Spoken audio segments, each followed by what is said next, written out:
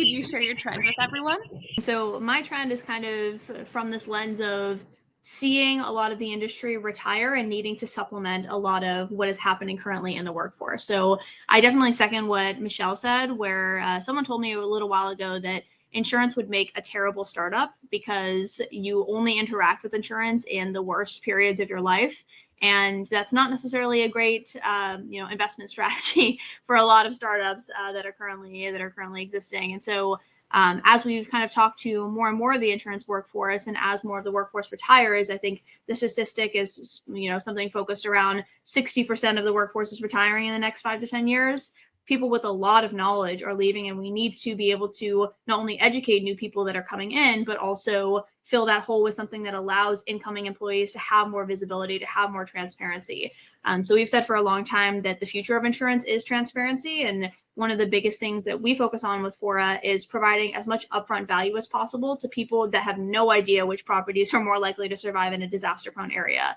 And that's really a big important piece of placing property risk, especially in today's landscape, whether that be personal or commercial, where we're seeing such massive upticks in disaster risk that it's pretty hard to ignore.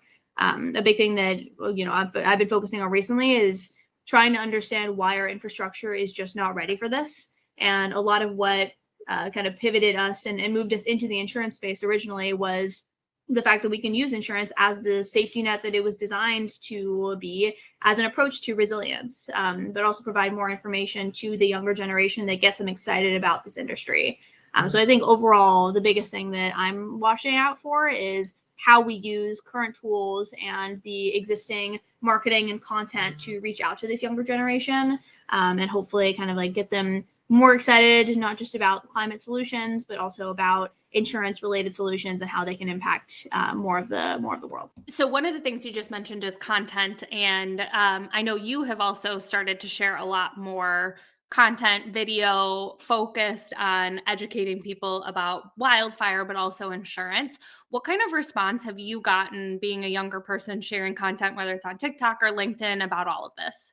Originally, when we got into insurance, a lot of people told us, like, don't go into insurance. It's super antiquated. It's like a very old industry. It's a legacy industry. And that might be a deterrent, that we were young people coming into the industry. And I think the approach that we took was, if you lead with value and you lead with, your learnings and insights, and be willing to learn from other people, then it's kind of come to us as, it's like oh, you're building a company and you're doing these things and you're a young person. It's more of like an added factor as opposed to it being any kind of deterrent, at least from what I've seen.